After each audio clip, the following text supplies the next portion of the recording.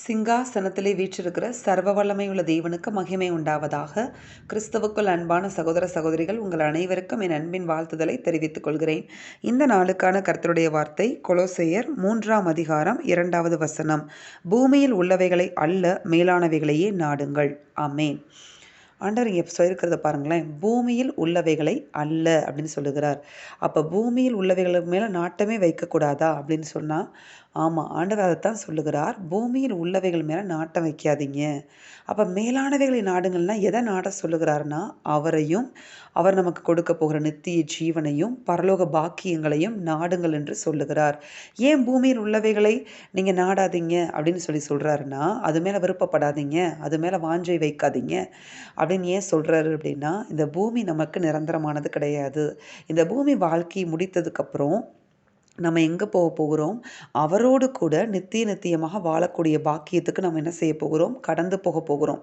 அதனால் நித்தியமாக வாழப்போகிற வாழ்க்கைக்கு இம்பார்ட்டன்ஸ் கொடுத்து இந்த பூமியில் உள்ளவைகளை நாட வேண்டாம் அப்படின்னு சொல்லி ஆண்டவர் சொல்லுகிறார்.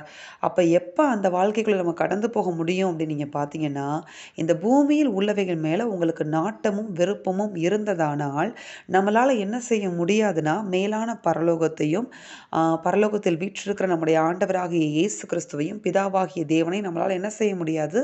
நாட முடியாது. அப்போ இந்த பூமியில் இருப்பவைகள் எல்லாமே நம்மளுக்கு என்ன அப்படின்னு நீங்கள் பார்த்தீங்கன்னா, தேவைகள். அந்த தேவைகளை தேவன் உங்களுக்கு சந்திப்பேன் என்று உங்களுக்கு வாக்குத்தத்தம் பண்ணுகிறார்.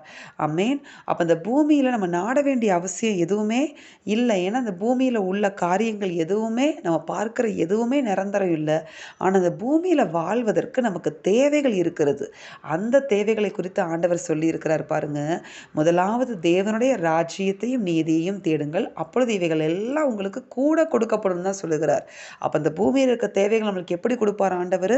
கூட தான் கொடுப்பாராம், குறைச்சி கொடுக்க மாட்டாராம், குறைவோடு நடத்த மாட்டார், கூட தான் கொடுப்பார். எப்போ அப்படி நீங்கள் சொல்லும்போது, இந்த வசனத்தை சொல்லப்பட்டிருக்கிறபடி மேலானவைகளை நீங்கள் நாடும்போது, முதலாவது தேவனுடைய ராஜ்யத்தின் நீதியை நீங்கள் தேடும்போது, இந்த பூமிக்குரிய தேவைகள் உங்களுக்கு அபரிவிதமாக என்ன செய்யப்படும்? கொடுக்கப்படும். உங்கள் தேவைகளை தேவன் சந்தித்து நேர்த்தியாய் உங்களை நடத்துவேன் என்று வாக்கு பண்ணுகிறார். ஆமென். அதனால் இந்த பூமி நம்மளுக்கு நிரந்தரம் இல்லை அப்படின்னு தேவனும் நம்மளுக்கு ஆல்ரெடி அறிவிச்சிருக்கிறதுனால, இந்த பூமி வாழ்க்கைக்கே இம்பார்ட்டன்ஸ் கொடுத்து அதற்குரிய தேவைகளை நாம் அதிகரித்து கொண்டு அது மேலே நம்ம நாடி நாடி நாடி விருப்பம் கொண்டு நம்ம ஓடும்போது நிச்சயமாக நம்மளால் பரலோகத்தை நினச்சி கூட என்ன செய்ய முடியாது? சிந்தையில் கொண்டு வர முடியாது. அதனால் ஆண்டவர் இன்றைக்கு நமக்கு ஒரு ஆலோசனை சொல்லுகிறார். நிரந்தரமில்லாத அந்த பூமி வாழ்க்கை மேலே விருப்பம் வைத்து நிரந்தரமான பரலோக வாழ்க்கையை நாம் இழந்து போகாதபடிக்கு இன்றைக்கு ஒரு தீர்மானம் எடுப்போம். இந்த பூமி இனிமேல் நான் நாட மாட்டேன், இந்த பூமியில் உள்ளவைகளை நான் நாட மாட்டேன். என்னுடைய தேவைகளை, அனுதின தேவைகளை, பெரிய தேவைகளை, எப்படிப்பட்ட தேவையாக இருந்தாலும் என் தேவனை சந்திக்க வல்லவராக இருக்கிறார் என்று சொல்லி நீங்கள் கர்த்தரை தேடுவதற்கு இன்றையிலிருந்து ஒரு தீர்மானம் எடுத்து கர்த்தரை தேட ஆரம்பிங்க. பரலோக பாக்கியங்களை தேட ஆரம்பிங்க. அந்த வாழ்க்கை தான் நிரந்தரம்னு சொல்லி நிரந்தரமான அந்த வாழ்க்கைக்காக நீங்கள் பிரயாசப்பட ஆரம்பிங்க. கர்த்தர் நிச்சயமாக உங்களை ஆசீர்வதித்து இந்த பூமிக்குள்ள உங்களுக்கு என்னெல்லாம் தேவையோ நீங்கள் வாழ்ந்து முடிக்கிற வரைக்கும் உங்கள் தேவைகளை அருமையாய், ஆச்சரியமாய், அழகாய் சந்தித்து உங்களை ஆச்சரியமாய் வழிநடத்துவார், ஆசீர்வதிப்பார். ஆமென். நாம் ஜெபிப்போமா? எங்கள் அன்பின் பரலோக பிதாவே, நீர் கொடுத்த இந்த வார்த்தைகளுக்காய் உமக்கு ஸ்தோத்திரம் ஆண்டவரே. இந்த வார்த்தையின்படியே பூமியில் எங்களுக்கு தேவைகள் தான் இருக்கிறது ஆண்டவரே.